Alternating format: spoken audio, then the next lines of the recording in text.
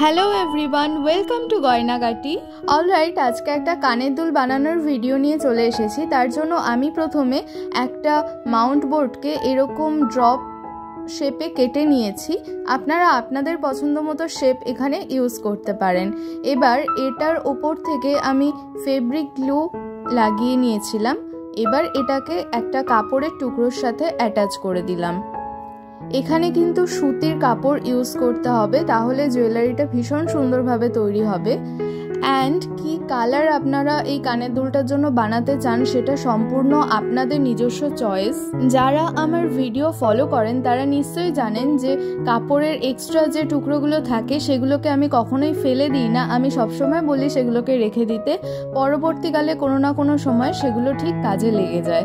তো এরকমই একটা কাপড়ের টুকরো এটা, যেটা আমি এই কাজের জন্য ইউজ করছি। এটা যথেষ্ট বড় একটা টুকরো, এটাকে আমি ফেলে দিইনি, এটাকে আমি রেখে দিয়েছিলাম।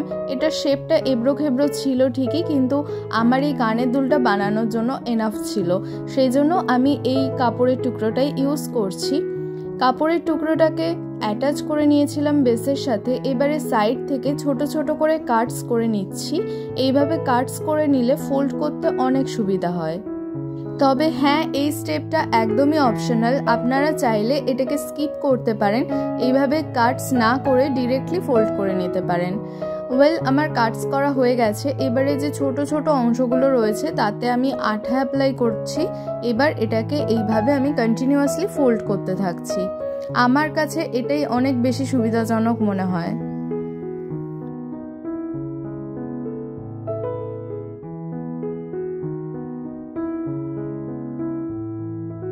আচ্ছা, এটাকে ফোল্ড করে নেওয়ার পর যে এক্সট্রা একটু কাপড়ের টুকরো বেরিয়েছিল সেটাকে আমি কাঁচির সাহায্যে কাট করে নিলাম। এটা একদম সুন্দরভাবে রেডি হয়ে গেল। একদম একই প্রসেস ফলো করে আমি অন্য আরেকটা বেসও তৈরি করে নিচ্ছি। বাই দ্য ওয়ে, আপনাদের এই টিউটোরিয়ালগুলো কেমন লাগছে আমাকে কিন্তু কমেন্ট করে জানাতে ভুলবেন না। আর যদি অন্য কোনো এনকোয়ারি থাকে তাহলে কমেন্টও তো জানাতেই পারেন। এছাড়াও আপনি আমার সাথে ইনস্টাগ্রামে অথবা ফেসবুকে সরাসরি কথা বলে নিতে পারেন। ডেসক্রিপশন বক্সে আমি আমার ফেসবুক এবং ইনস্টাগ্রামের লিংক দিয়ে রাখবো।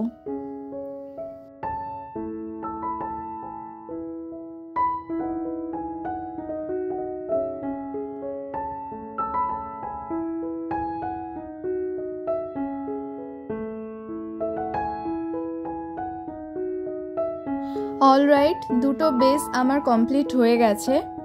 এবারে আমি এটার ব্যাক সাইডটাকে কভার করে নেব। এর জন্যও আমি একটা সুতির কাপড় ইউজ করছি। এটাও কিন্তু ফেলে দেওয়া কাপড়, যেটা অতিরিক্ত ছিল আমি ফেলে দিইনি, আমি রেখে দিয়েছিলাম পরবর্তীকালে কাজে লাগানোর জন্য। অ্যান্ড এখন কাজে লেগে যাচ্ছে। And don't worry about that different colour, কারণ আমি এটাকে অন্য রং করব। আপাতত কাপড়ের বেসটা দেওয়ার জন্য আমি এই কাপড়গুলোকে ইউজ করছি। যাই হোক, ব্যাক সাইডে আমি আঠা অ্যাপ্লাই করে নিলাম এবং ভালোভাবে সেটাকে স্প্রেড করে নিলাম। এবারে কাপড়ের টুকরোটার সাথে এটাকে আমি অ্যাটাচ করে দিচ্ছি।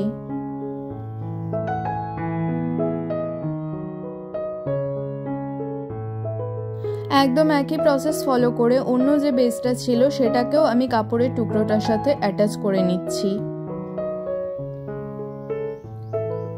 এবারে একদম ধার বরাবর কাঁচি দিয়ে আমি কেটে নিচ্ছি ভালোভাবে, যাতে কাপড়ের এক্সট্রা কোনো টুকরো বোঝা না যায় বা দেখা না যায়। আর যদি একটুখানি বেরিয়েও থাকে সেটাতে সমস্যা হবে না, সেটা আপনি আঠা দিয়ে অ্যাটাচ করে নিতে পারবেন। তবে এইভাবে যদি আপনি কেটে নেন তাহলে এক্সট্রা কোনো টুকরো বেরিয়ে থাকার খুব একটা সম্ভাবনা কিন্তু থাকে না।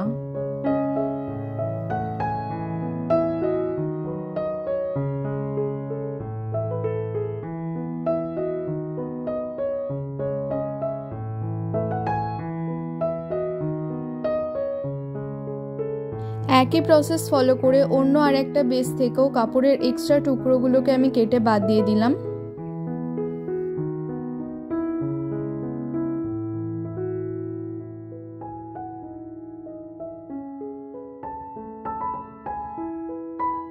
আচ্ছা, এবারে দেখুন আমি রং তুলি নিয়ে চলে এসেছি। আমি প্রথমেই বলেছিলাম এটাকে আমি কালার করব, তো আমি এখানে অ্যাক্রিলিক কালার ইউজ করছি আমার পছন্দের মতো। আপনারা এখানে আপনাদের পছন্দের মতো যে কোনো কালার ইউজ করতে পারেন, অথবা চাইলে কালার নাও ইউজ করতে পারেন। একেবারে আপনার কাছে আপনার পছন্দের কালারের কাপড় যদি অ্যাভেলেবেল থাকে তাহলে আপনি সেটা দিয়েই কাজটা ডিরেক্টলি করে নিতে পারেন। ও হ্যাঁ, যারা আমার ভিডিও দেখেন তারা তো জানেনই রং তুলির কাজ আমি খুব একটা ভালো করতে পারি না। ওই মোটামুটি কাজ চলে যাওয়ার মতো করতে পারি, যেটা আপনারা সকলেই করতে পারেন। তো এই প্রসেসটা দেখুন, যাদের আমার মতো সমস্যা আছে, রং তুলির কাজ ভালো পারেন না, তারাও কিন্তু আমার মনে হয় ভীষণ ইজিলি এই ধরনের কানের দুলগুলো বানিয়ে নিতে পারেন। তো একদম প্রথমে যেটা করছি, ফ্রন্ট সাইডে পুরোটাই আমি এই একই রং করে দিচ্ছি। রং করে নেওয়ার পরে কিন্তু আমি ওয়েট করব যাতে রংটা পুরোপুরিভাবে শুকিয়ে যায়। ফ্রন্ট সাইডের রংটা পুরোপুরিভাবে শুকিয়ে যাওয়ার পরে আমি ব্যাক সাইডে রং করব। ব্যাক সাইডেও আমি একই রং ইউজ করছি, অন্য কোনো কালার কিন্তু ইউজ করছি না। দুটো সাইডে দু রকমের রং হলে অনেক সময় দেখতে খারাপও লাগতে পারে, সো এটা কিন্তু মাথায় রাখতে হবে। বোথ সাইডেই একদম একই রং কিন্তু ইউজ করতে হবে। ব্যাক সাইডের কাজটাও যখন কমপ্লিট হয়ে যাবে তারপরেও কিন্তু আমি বেশ খানিক্ষণ ওয়েট করব, যতক্ষণ পর্যন্ত না রংটা ভালোভাবে শুকিয়ে যাচ্ছে। রংটা ভালোভাবে শুকিয়ে যাওয়ার পরেই আমি নেক্সট স্টেপের কাজগুলো শুরু করব।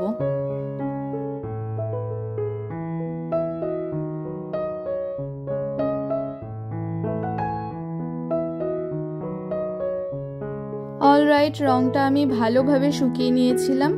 এবারে আমি একটা হোয়াইট কালার নিয়ে চলে এসেছি।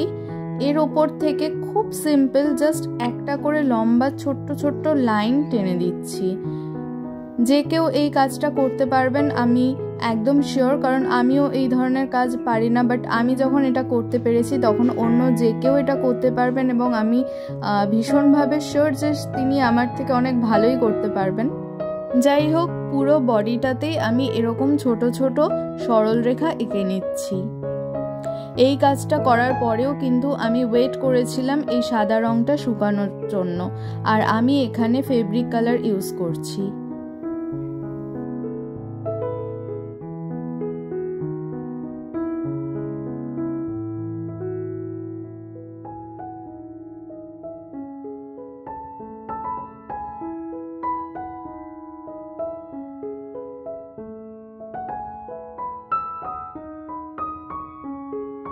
অলরাইট, সাদা রংটাও শুকিয়ে গেছে। এবারে চলে যাচ্ছি পরের প্রসেসে।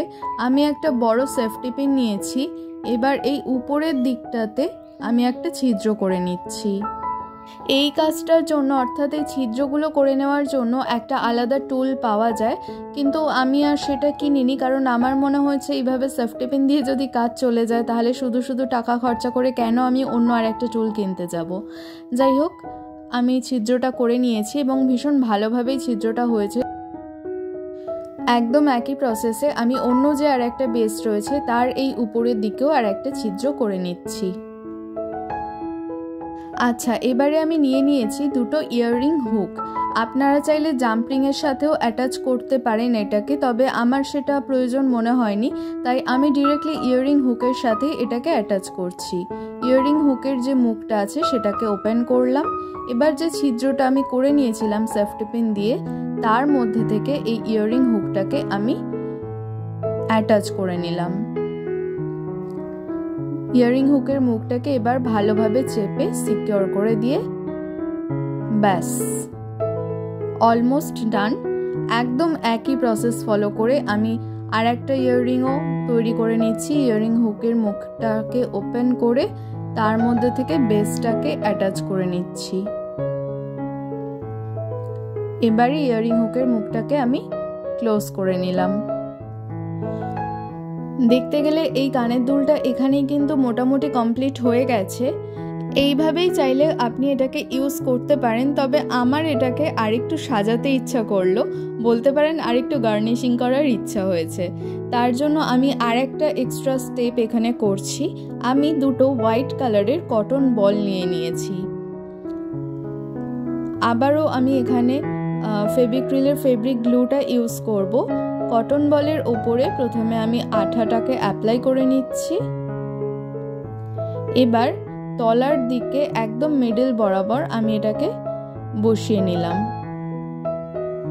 একই প্রসেসে অন্য আর একটা কানের দুলেও আমি কটন বলটাকে অ্যাটাচ করে নিচ্ছি। এবারে আমি এটাকে এভাবেই ছেড়ে দিলাম শুকানোর জন্য। আমি এটাকে ওভারনাইট রেখে দিয়েছিলাম অ্যান্ড নেক্সট ডে মর্নিংয়ে আমি চলে এসেছি কানের দুলটা নিয়ে।